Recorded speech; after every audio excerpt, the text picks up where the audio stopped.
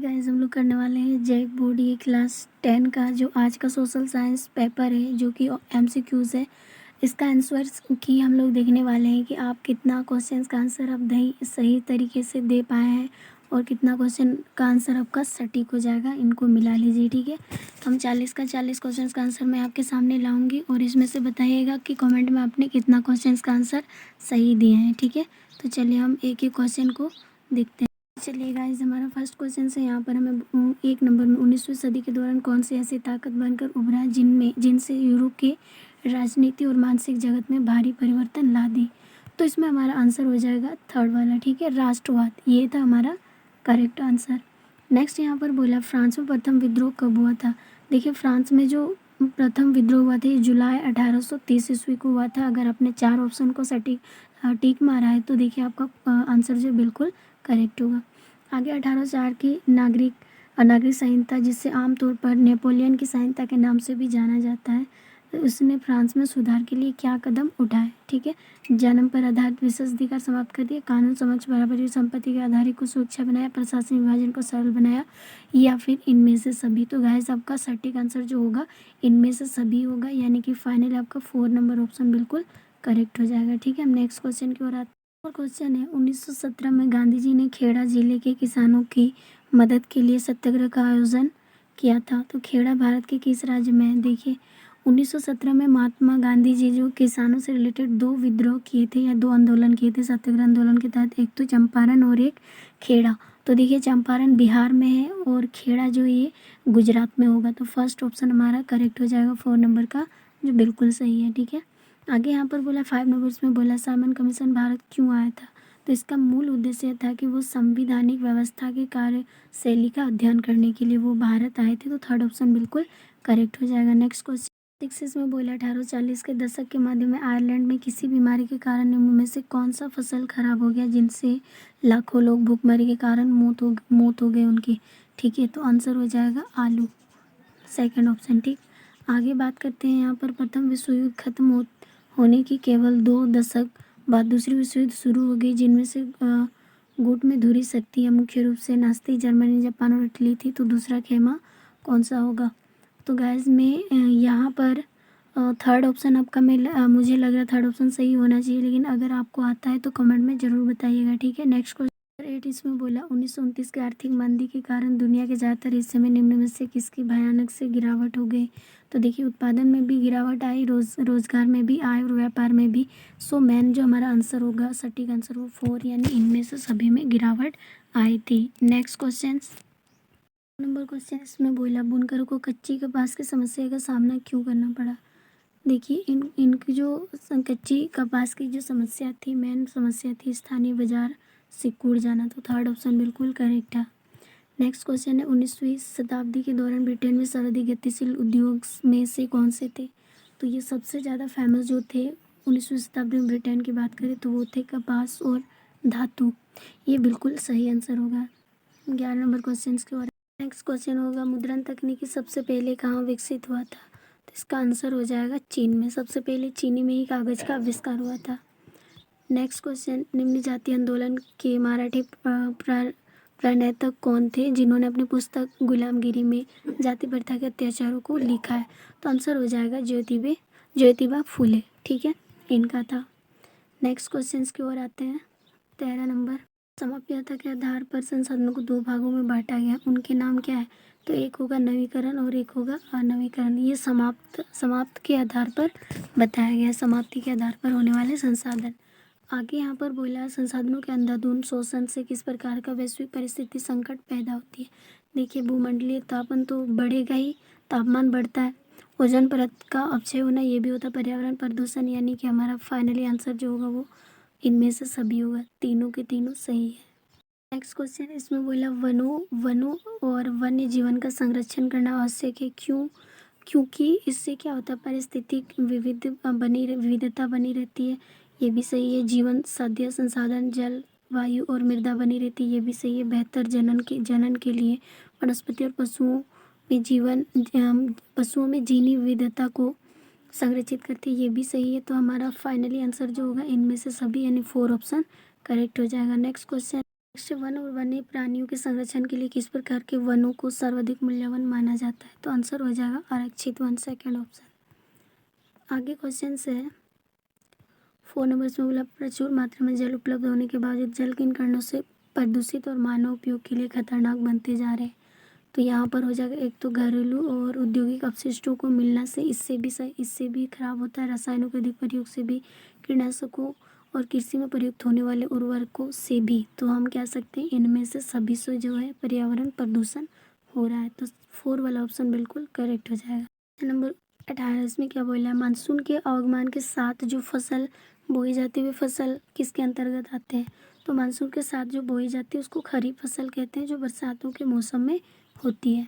ठीक है, आगे बात करते हैं। यहाँ पर बोला पवन और सौर ऊर्जा संसाधनों की बहुलता भारत के किस राज्य में, मतलब बहुलता किस राज्य में अधिक पाई जाती है? उत्तर प्रदेश, झारखंड, राजस्थान, मध्य प्रदेश। देखिए अगर सिर्फ पवन ऊर्जा बोलता तो हम तमिलनाडु पे दे देते, इसमें सौर ऊर्जा और पवन ऊर्जा बोला इसीलिए ये हो जाएगा राजस्थान। ठीक है, थर्ड ऑप्शन बिल्कुल करेक्ट हो जाएगा। नेक्स्ट, जल और उर्वरकों के अधिक और अविवेकपूर्ण प्रयोग से किस प्रकार की समस्याएं उत्पन्न होती है? देखिए जल की कमी होगी, लवणता अधिक होंगे, सूक्ष्म पोषक तत्वों की भी कमी होगी, यानी कि इनमें से सभी होगा। 4 ऑप्शन करेक्ट हो जाएगा। नेक्स्ट क्वेश्चन, औद्योगिक विकास की रीढ़ के रूप में किस खनिज को महत्वपूर्ण माना जाता है? तो आंसर हो जाएगा लौह अयस्क। ठीक है, सेकंड ऑप्शन 21 का। 22 नंबर क्वेश्चन देख, यहाँ पर बोला निम्न में से किस प्रकार के खनिजों का प्रयोग आणविक ऊर्जा के उत्पादन में किया जाता है?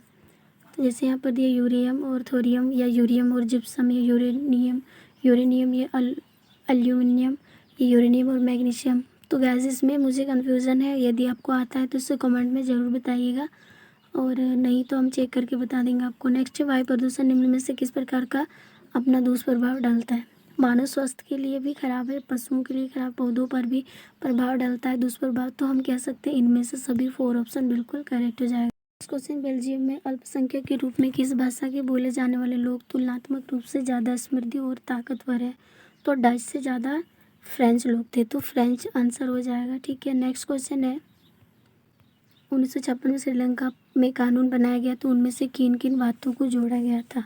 तो देखिए उसमें सभी बातों को यहाँ पर जितना है सभी को जोड़ा गया था। देखिए एक तो शैली को एकमात्र राजभाषा घोषित कर दिया गया, सरकारी नौकरियों में शैलियों को प्राथमिकता दी गई, बौद्ध मत को संरक्षण और बढ़ावा दिया गया, यानी कि ऑप्शन नंबर डी बिल्कुल, यानी 4 बिल्कुल सही हो जाएगा सभी को। ठीक है, आगे बात 26 नंबर क्वेश्चन इसमें बोला निम्न में से कौन कार्यपालिका और विधायिका द्वारा बनाए गए कानून पर अंकुश रखते हैं? तो ये रखते हैं प्रधानमंत्री। ठीक है, या मंत्री परिषद। 4 ऑप्शन बिल्कुल करेक्ट हो जाएगा। आगे क्वेश्चन है पोखरण, जहां भारत ने 1998 में अपने परमाणु परीक्षण किए, वो भारत के किस राज्य में? देखिए ये राजस्थान में। और सबसे पहले भारत की बात करेंगे और प्रधानमंत्री यानी अटल बिहारी वाजपेयी की सरकार के मतलब उनके रहते उनको क्या गया था, इनका परमाणु परीक्षण किया गया था राजस्थान में। ठीक है, आगे बात करते हैं। इस क्वेश्चन है यहाँ पर बोला सामाजिक विभाजन अधिकांशतः आधारित होता है किस पर?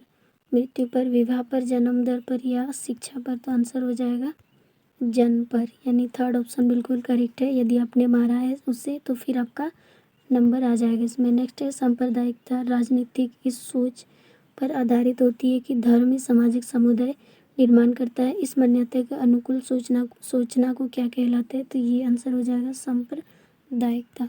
ठीक है, नेक्स्ट क्वेश्चन यानी कि 30 नंबर की ओर आता है। इसमें क्वेश्चन बोला निम्नलिखित में से किस राज्य में शिशु की मृत्यु दर जो है वो बहुत कम है?